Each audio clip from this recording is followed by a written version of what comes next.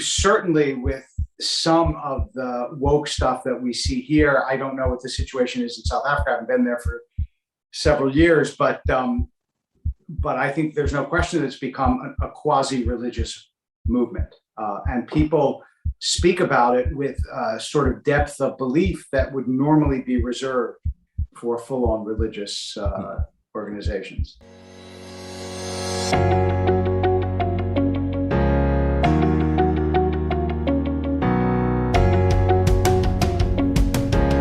Hi everyone, I'm Petrus and welcome to WorldView. WorldView is a podcast where we explore everyone's perspectives on all things that can broaden our worldview. If you've watched any of our content so far and liked it, please consider liking this video, subscribing, and donating on Patreon. Today we're talking with Rabbi Wolpe. The rabbi is the Max Webb Senior Rabbi of Sinai Temple. He has been named the most influential rabbi in America by Newsweek Magazine and one of the 50 most influential Jews in the world by Jerusalem Post. The rabbi has appeared in numerous documentaries on the History and Discovery Channel and has written various articles and books expressing his opinions. Rabbi, welcome to the show. Thank you.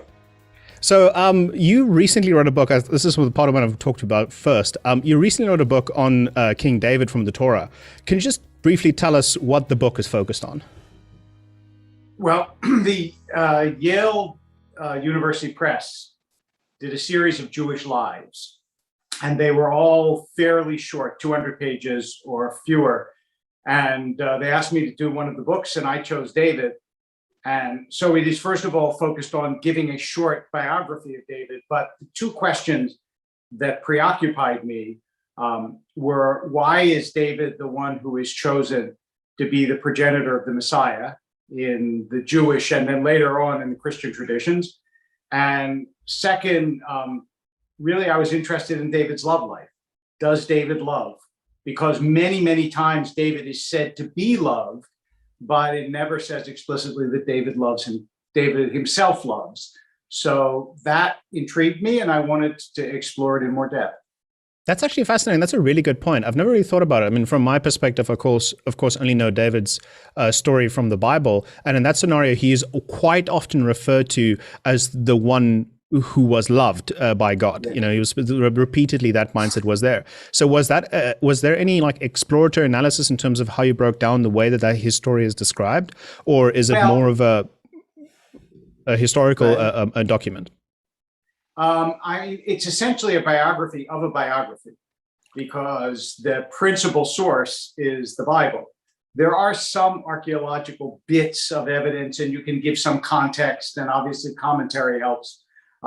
But you're trying to read from a modern perspective the story that I think is by far the most detailed and psychologically intricate and interesting of any in the Hebrew Bible. So it's endlessly fascinating. I'm sure that not everybody will agree with all the conclusions I came to, but I had a wonderful time trying to retroject back into into 1000 BC, and trying to understand what David was. Yeah, no, I mean, it's fascinating. Yeah, I'm still haven't got the opportunity to read it yet, but I'm very interested in seeing what you find. So it's great hearing your perspective on it. I also want to pivot a bit over. There's a lot of different perspectives and a lot of history surrounding Judaism in the world. And I saw this video on YouTube recently about the Jewish community in Manhattan in New York. They have a wire that they span all the way around Manhattan, which creates in effect I'm sure you're familiar with this. I'm just explaining for the viewers, but it creates effectively the boundary of their community, and there's a lot of significance to this. And they spend a lot of time and effort to maintaining this this community or this wall and this environment.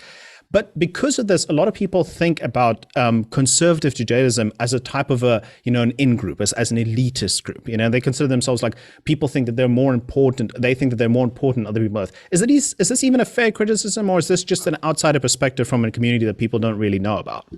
I think, first of all, it's not conservative Judaism. They're not the ones who are maintaining that boundary. It's Orthodox Jews that are doing that. So I've never heard I have heard the comment that Jews think of themselves, or traditional Jews think of themselves, as more important, and I'll address that in a second. But I've never heard that about conservative Jews, which is the group of which I'm a part. You can think Orthodox Jews tend to be the most ritually observant. Reform Jews tend to be the least ritually observant. Conservative Jews find themselves somewhere in the middle of that. And so we don't generally get accusations of exclusivity. But in terms of the Jewish community in general, I think it's fair to say that I believe it's a completely bum rap. And I'll give you a story that illustrates it, at least to me. A couple of years ago, along with my brother, I was in Dharamsala, and we had the opportunity of having an audience with the Dalai Lama. And because I was supposed to speak afterwards to a bunch of Tibetan monks, which I did, about how Judaism survived in exile, since they were in exile. But before that, we had about a half hour with the Dalai Lama. And the first thing he said was, he pointed at me and said, "What's this about the chosen people?" So I said, yes, it's true. Jews have always thought of themselves as chosen. I said, but we don't think of ourselves as the only ones that are chosen. Other people can be chosen for other tasks. And he said, and he laughed and he said, it's true, Tibetans think they're chosen too. I have actually yet to meet an ethnic group that doesn't think of themselves as special. Right. I've yet to meet a religious group that doesn't think of themselves as special. Now, they will point to other groups and say, well, you think of yourself as special, but this is a universal phenomenon of groups. If you didn't think your group was special, you wouldn't be a part of it. So I will give you one also theological counterindication. According to the Jewish tradition, anyone who is good achieves whatever salvation is. According to classical Christianity, that's not true. You have to believe in Jesus. So in that sense, Christianity is more exclusive than Judaism. So it depends how you slice the theological pie, but no, I don't think that it's really, bottom line, a fair accusation. No, but I like the perspective specifically is that you wouldn't be part of a group if you didn't think your group was special. That just so uniquely signifies the surrounding around why all the groups exist, and everybody thinks they're special. But in terms of an event to perhaps make themselves more humble, they're always pointing to the other one saying, no, but you think you're more special than we are, for example. But that's a great point to point out. Along these lines, again, there's an extremely, divisive topic regarding Israel and Palestinian conflict in their landmass that they share. In this scenario, I mean, we kind of hear the propaganda battles more than anything from an outside perspective, at least from outside in South Africa. We hear propaganda battles from both sides, but it's so difficult to get a feel of what it's really like. I have family that lived in Israel, but I mean, that was like 30, 40 years ago almost. And then the scenario there was completely different. Like, what do you believe is the situation there and your perspective on it? Do you believe the Palestinians are on the wrong, or, is it a messed up scenario as a whole? What's your take on this? Well, so as you can easily imagine, we could spend the whole hour talking about this. And anything that reduces a complex situation to a couple of sentences is going to do violation to all the parties involved. What I would say is that what you have essentially is a tragedy of let me actually take a step back and say my brother is he's the professor, he's the head of the ethics center at Emory University in Atlanta, and he's a professor of ethics. And many years ago, I brought him out to the synagogue to lecture in an act of unabashed nepotism, because why not? And he was wonderful. And he said in his lecture, he said, people always think of ethical conflicts as between right and wrong. He said, but that's almost never the case. They're always between competing rights. So do you pull the plug? Well, one right is the right to self-determination. The other right is the right to preserve life. They're always between competing rights. So when you look at the Middle East, is one side right and one side wrong? I think that's a foolish way of looking at it. They're competing rights, and in different times, in different situations, and in different ways, one party or the other party has acted in ways that I think are more or less honorable. So what I would say is, for me, the bottom line, if I have to reduce it to a bottom line, and this will surprise no one where I come out, is the Palestinian population has increased enormously over the years. So the idea that Jews are committing genocide, have many Palestinians died, and do Palestinians suffer? Absolutely. Do they deserve to have much greater self-determination as individuals and citizens than they do? No question. But I do wonder if tomorrow the Palestinians had the firepower of the Israelis, and the Israelis had the firepower of the Palestinians, how many Jews would be left alive in a week? And as long as you can't answer that question by saying, oh, they would be fine, then you understand why it is so terrifying for Jews to give power to people that they believe on some level, many of them, not obviously hardly all or even close to all, but many of them wish for nothing more than their elimination or destruction.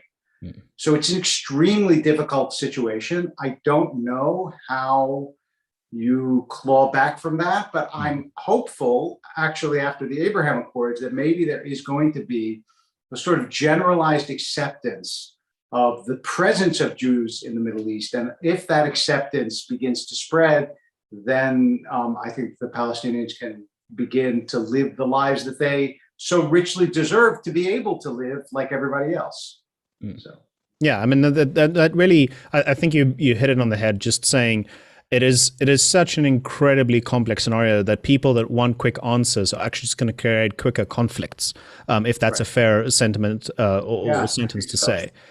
So there really isn't a quick way in solving this. And then we wanted to ask, what advice would you give to solve this type of conflict? If I understand you correctly, is it time? Is it debate? Is it the Abraham Accords? Is it, reconciliation, or is it a type of, understanding, what your side of the fence is and my side of the fence is, and making peace with that? I think that, first of all, it's easy to give other people advice, and much wiser heads than mine have been working to try to solve this for many, many, many years. But until I think there is a genuine and deep acceptance of they have a right to be here as we have a right to be here on both sides, you're not going to get peace. But that feels like a global situation as well. I mean, in the sense that humanity has a right to be on Earth, and there's a lot of scenarios where cultures are clashing at the moment. In people try and draw the lines where, okay, it's happening in Israel and Palestine, but I mean, there's so many other scenarios in Europe as well where this is constantly happening. Whereas, do you think perhaps a mentality of globalization and working together as a group is a more, kumbaya type of mentality? Sounds good. The problem is people are by their nature tribal. Right. That is, people like to be with people who are like them. It causes less internal friction because you know what to expect and you know what people are like and so on and so forth. It's only really in modern times that we have made this concerted effort to try to be close to and understand people who are different than ours. I think that this is, this will be ultimately a huge leap forward for humanity, but it's extremely difficult and dangerous along the way. And you see that, and the place, of course, where this is most evident is in clashes over immigration. Because yes, everybody has a right to be on Earth. That doesn't mean they have a right to be in my neighborhood or my country. And as you know, you can have people of genuine goodwill who really are not motivated by hatred, who have very, very different views on what level of immigration or kind of immigration will be helpful and what will be destructive. Yeah, no, definitely. So anyways, let's transition that, because I know for a fact that we can talk about this all evening, and I think you've given some good points. So although I want to talk about another book that you wrote called Why Faith Matters. Could you just tell us what this book focuses on and why atheism, or rather, I don't want to necessarily call it atheism, perhaps the rising, agnostic mentality in the world is not the solution to the world's problems? Well, I wrote the book actually shortly after I recovered from cancer. I had cancer a couple of times. And the reason I did was because when I was recovering from cancer, it happened to be the peak of the new atheist movement with Christopher Hitchens and Sam Harris and Richard Dawkins, all of whom had written books and were talking about all the depredations and evils of religion. And I have to say, I honestly did not recognize the religion that I was raised in. My father was a rabbi, or the religion that I practiced in their caricatures of religion. So I wanted to present a different take on what religion meant and could mean and in the course of it, of course, I had many opportunities. I had a bunch of debates with all of the parties that I mentioned and others, and I tried to essentially convey the point. I mean, many, but if I had to summarize in one, that you need something. Every human being needs something that gives their life meaning. And religion will not tell you it won't tell you the scientific facts of the universe. But nobody gets up in the morning because there are scientific facts in the universe. The question is, what makes you worthwhile? What makes what you do important? What makes your life meaningful? What gives you purpose? And they're one of two things. That's one of two reasons why I think religion is particularly vital. The second is, in all my travels around the world, I have found again and again and again that for all the religion does some bad things, no question, because it's a force multiplier. So if people are going to be bad and they're part of a religion, they're going to get more bad. But I'll give you an example. I went to Haiti to help a friend build an orphanage there. And almost every person I met there who's been working there for years, not just who flew in and then flew out, who's working there for years, is a Christian aid worker. And it's because they believe that's what God wants them to do. And I think that religion does not get credit for the enormous amount of good that it does in the world, that everybody knows Doctors Without Borders. But nobody knows World Vision, which is actually the largest aid organization in the United States. It's an evangelical organization, so people don't know it. So I think that's the other part of this is I know in my congregation, if someone's in trouble, they're never alone. And they're never alone because they're part of a religious community. Their bowling league might not help them. Their country club might not help them, but their church or synagogue or mosque, they'll be there. Yeah, this is interesting because when I want to go back to a point where you said like there's been a very clear separation recently more so about religion and the way that people see the natural world explained. For example, there was a lot of not even that long ago, let's say a couple of decades ago, there was still a mentality among more conservative religions that their creation perspective was the true and only perspective. And in a more modern sense, a lot of these religions have since pivoted and said this is part of our religion, a part of our identity, but we acknowledge that there's a lot of scientific answers to the natural world. And I mean, this is kind of along the same lines as the old world slowly but surely separated state and church from each other. So do you believe that there will be a scenario in which we'll actually be able to completely separate, say, for example, our understanding of the natural world in the same way as we separated church and state as well, and in a way of thinking? Or do you think that's one's more difficult to get out? I would say separate and integrate. That is, I don't want to be too facile and too glib about it, but a scientist can tell me how God made the world. So it doesn't entirely separate my idea of God as an ultimate creator, but I would not turn to another rabbi to find out, how to make a vaccine. But I do find, and I've had this discussion before, and I'm not sure that I've ever received a satisfactory answer. The very idea that the world works according to natural laws is not a given. If it's not somehow created such that these laws obtain.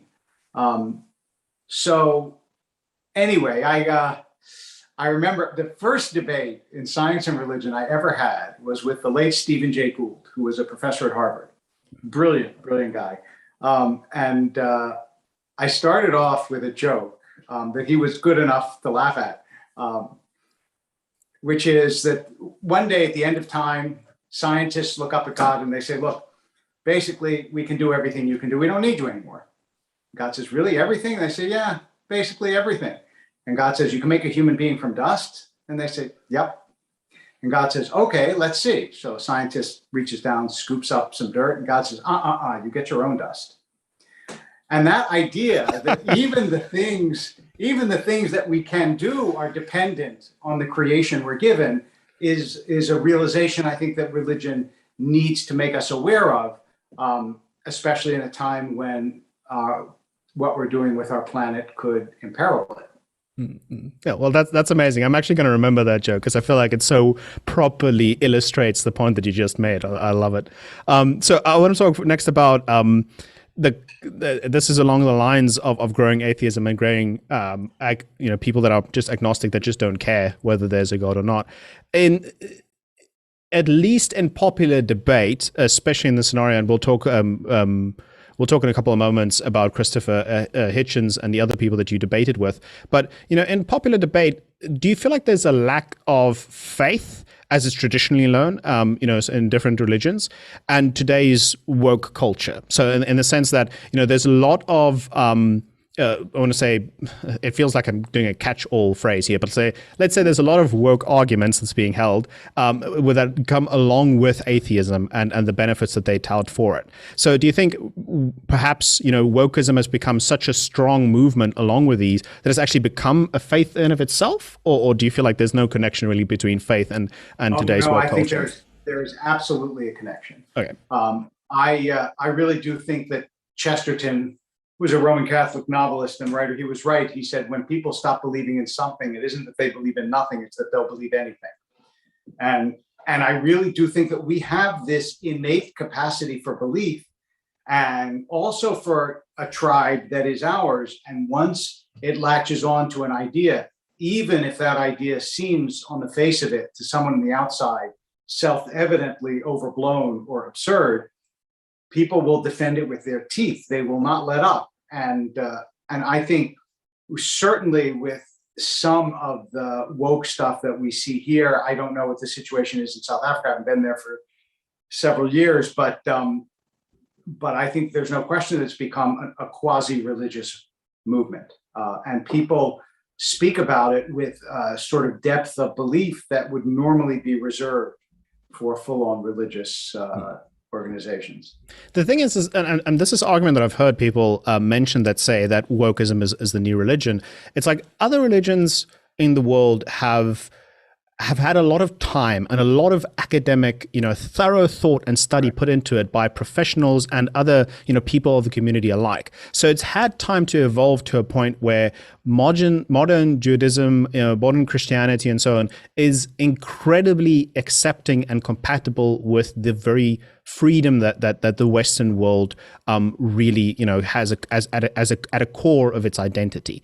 So it has this time to evolve. Whereas new religions, and they call wokeism one of these religions that pop up, is still going to go through all the growth phases, including the ones that other religions did in the part where they did a lot of very, very bad things that let a lot of people, in very bad situations and even dead. So they say, it's safer to go with one of the mature religions that are accepting of our societies and allow for a peaceful environment than to join a new one which has this possible trajectory of also learning that a lot of violence and a lot of exclusion is wrong. Is this even a fair argument to make, or do you think there's anything to this? It's a fair argument to make. I understand that part of the reason that somebody who feels aggrieved doesn't turn to traditional religions is because they say your history is not very good.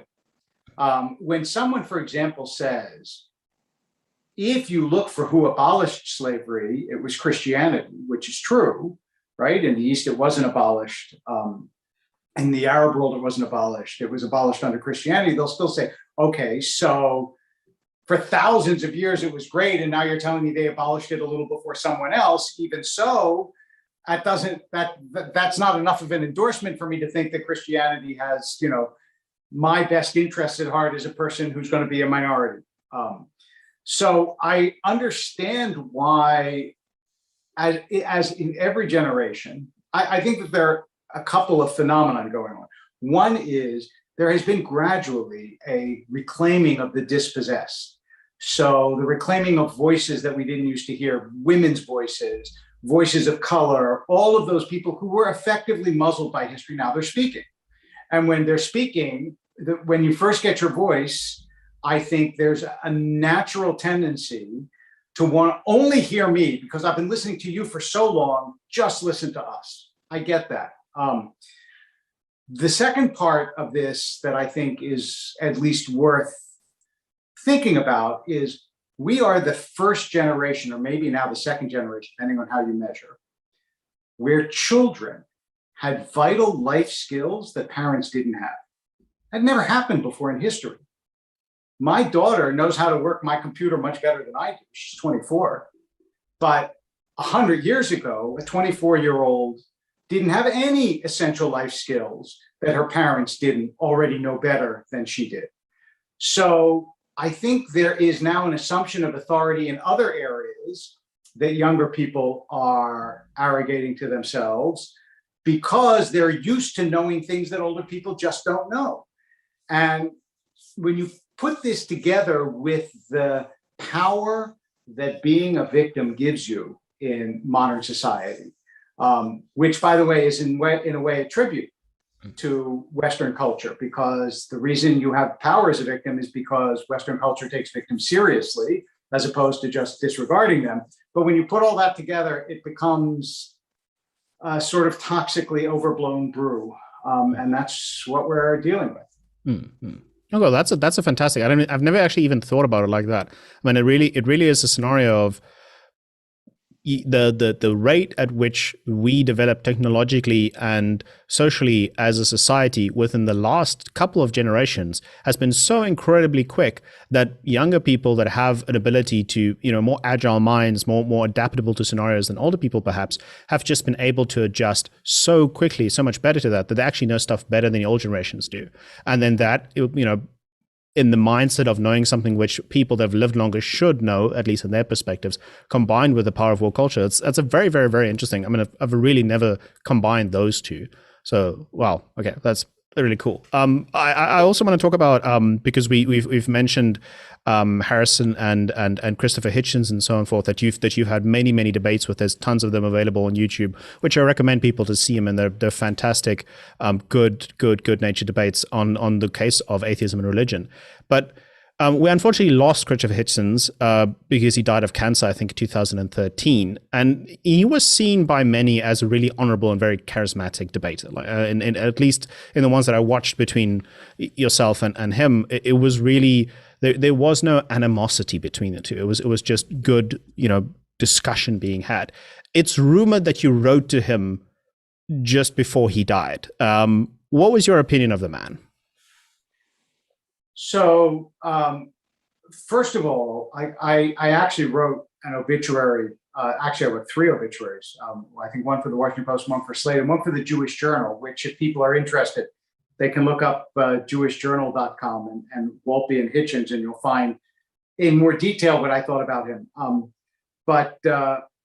No, I wrote to him when he was dying and sent him, obviously, my best and my prayers. And he mentioned it in his last book. That he had gotten some communications from religious figures, from me, from 1 or 2 others. And I think that weirdly, for someone who was so cutting and so extraordinarily witty and so capable with put downs, I'd never felt any venom from him. I felt some anger at certain causes or ideas, but not venom. And he never said anything unkind to me, not on stage or off stage. And we had a really nice relationship. I was very sad when he passed away because, among other things, I think that his voice was a unique and important one. And one can only imagine. I think it's one of the great losses to political invective that he was not alive when Trump was president. I think that would have been a fascinating thing to watch. But I really do believe that I think this was true for Harris too, although I don't think he would agree with me. A lot of this was motivated by the aftermath of 9/11.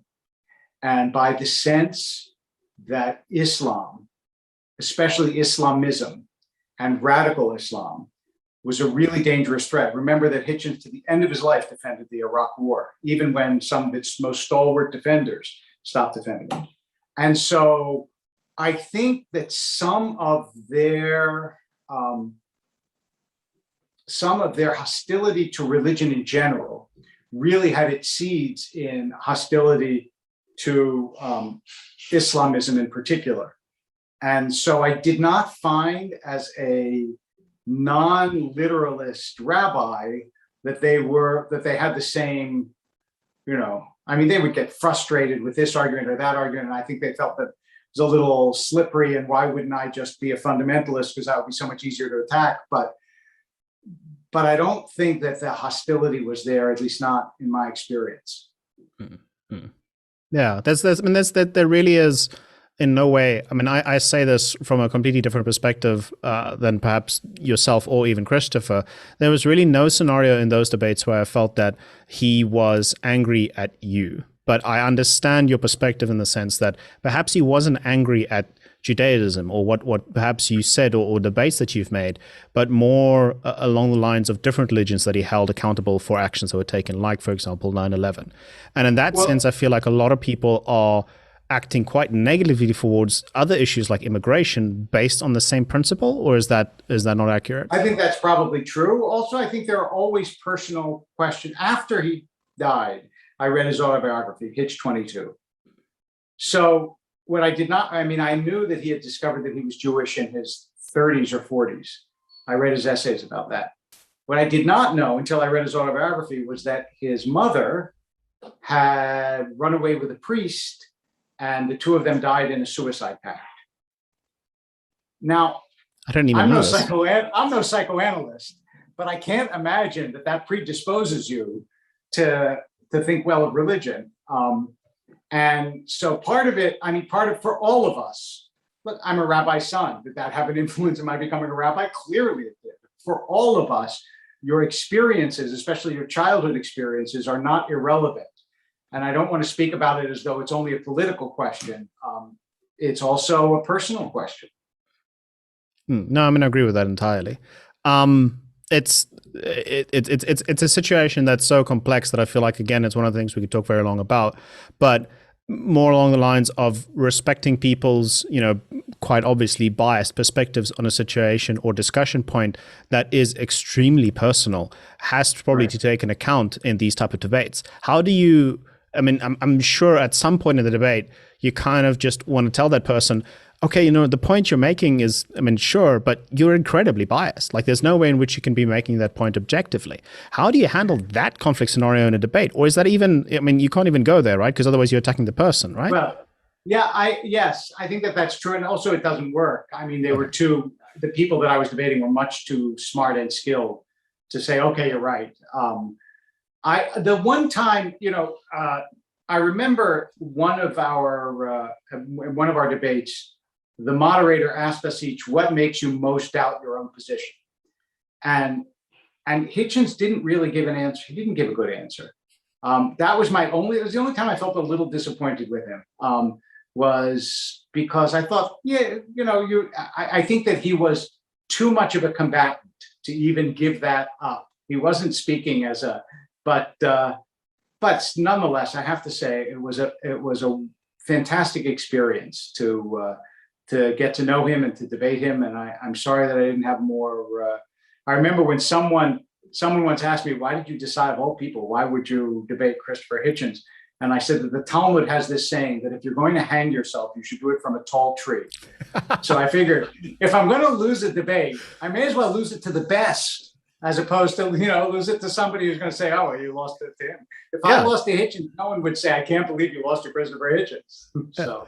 No, it is by far the most honorable and also just the best trial by fire for the way you believe. I mean, it instills so much belief in insurance and what you believe if you're able to have a good debate with that person. If all of your arguments fall flat, it means that you weren't sure in your own faith anyhow, like to start with. I want to comment also on also want to talk about a recent comment that you made saying that there's no basis for fact for what stands in the Bible, in the Exodus, in the chapter of Exodus. What exactly you try to convey here? Is it like a expression of Exodus as a form of symbolism within the history, rather than a history book, or what was the perspective? So this was this was a sermon that I gave about, I don't know, about 10 years ago, where there's some evidence that there may have been a Jewish presence in Egypt. But what I said was there's no evidence that the Exodus happened the way the Bible said it did, if it happened at all. So there's lots, and that's based not only on the fact that they didn't find anything in the desert, which if a couple million people passed through it, you might assume they would, but more important, they didn't find an influx in Israel at the time. Now they can do archaeology in Israel, and they don't see an influx of people at that time. They don't. A lot of the details of, for example, the destruction of the city of Jericho under Joshua was not burned down when it should be burned down according to biblical chronology.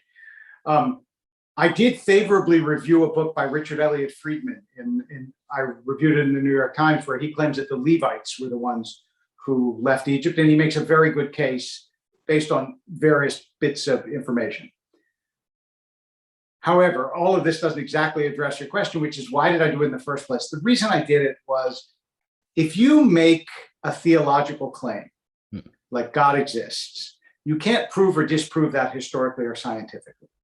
But if you make a historical claim, like 600,000 men and women and children left Egypt, then history has the opportunity to have a vote.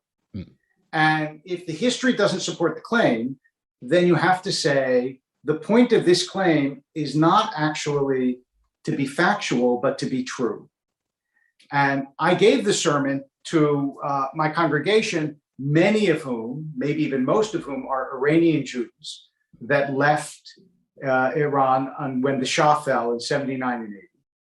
And I said to them, basically, you've experienced this in your own life. You know the Exodus is true. The facticity of it is not nearly as relevant as the truth of it. And so I was trying to shift their view of the Bible from something literal to something that I would say is deeper than literal, to take it, in a phrase that became popular in the last election, to take it seriously, if not literally. Yeah, I want to say that there's, like you said, if you make a factual claim, like something as significant as a very, very large city being destroyed in a siege, and it doesn't hold up, I agree completely that factually that's impossible to then continue to claim. It's impossible to continue to say, okay, that this really happened. I don't care about your archaeological digs.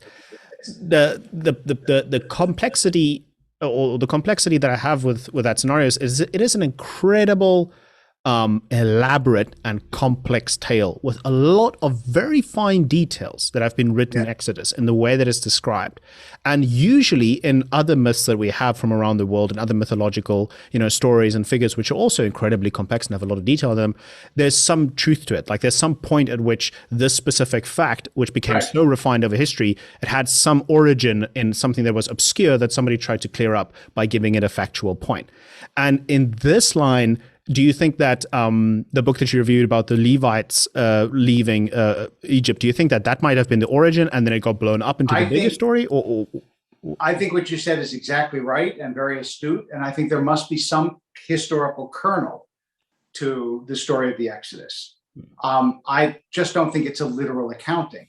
Right. But was there some, did Jews experience slavery and the liberation from slavery in some measure, in some way? I think yes. You can start to get into the weeds about, like, among other things, the influence of, like, whether pottery changes and what influence Egypt already had in Canaan and so on. But yeah, I think that there is a core of truth to this. What that is, we will probably never know.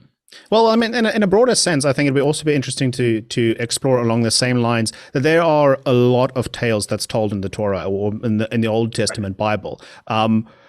What do you think? Which of those do you think is as factually close as possible, or is it like a kind of like a dateline where you're saying that these ones written before this era likely doesn't have all the facts right, or is there, and after that it's kind of accurate? It's extremely hard to know. I would say the reason I wrote the book on David is because not only is there some archaeological evidence, but even so, the story of David is both detailed enough, far more detailed than any other biography in the Bible, both detailed enough and also unflattering enough that it boggles the mind that someone would invent this guy as a king if he wasn't a king. You really would invent a king who committed adultery and had a child die and sent the woman that he committed adultery with, sent her husband off to be killed, and you would understand that if then the Bible said, and that's why this wasn't a good guy. But this is the person who God favors. So I think that there's a really good intuitive case to be made that maybe not every word that David says happens, but that the general outlines of his story carry sort of the scent of veracity, if you will. But when you have a story, for example, about Abraham or about Noah, it's impossible. It's just impossible because the only source that you have is the Bible, and then it's entirely your attitude towards ancient biblical stories, and that can be, I will believe it because it's in there, or I will treat it like any other literature, or somewhere in between.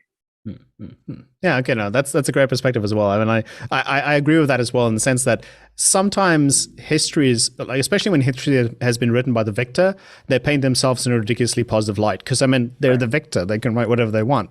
But in this scenario, there's just so much context to this, which makes him feel so tangibly human that it arguably has this air about it that it's just like, yeah, this could definitely have happened. And that's why, I think that's why that book's interesting. I'll definitely read it when I get the chance. Before we end off, I just want to ask, completely different question just to change the mood and change the discussion a bit. A detail about yourself, I know that you are a vegetarian. So yes. Why have you decided to become a vegetarian? And like, what are the benefits you see of the diet? Is it medical? Is it philosophical? Or is it, moral? I many years ago, this started very unromantically. Many years ago, my doctor said to me, you have high cholesterol. And I said, what should I do? He said, stop eating red meat. I said, okay. Then I became involved with somebody who didn't eat chicken. So I stopped eating chicken. And then I began, so now I wasn't eating chicken or meat. And I would say the number of times I have fish could be counted on one hand in the course of a year, also because I don't like it really, but just to also more as a purist. And what I would say is I don't have an ideological objection to a human being eating meat. That's not my issue so much. But I think that everybody has to know that the overwhelming amount of meat that you eat is treated in ways that are brutally cruel and inhumane. Factory farming of chickens, of cows, and it doesn't matter if it says free range. You can raise a chicken under your kitchen sink and call it free range. Yeah. So I do have a little bit of a crusade against the cruelty of the way that the meat that we eat is raised. But honestly, for me to set myself up as an authority about it being healthier or not healthier, I'm not a nutritionist. I don't know. I know that it has worked for me for many years. It makes keeping kosher very easy. I have one set of dishes. Some people have two. I have one because I don't have any meat in my house. When I go out to a restaurant, I don't have to worry about it because I don't eat any meat. And so I find it both a relatively easy. When I travel, it's sometimes difficult to find things to eat. But by and large, I think that it's a really comfortable, easy, and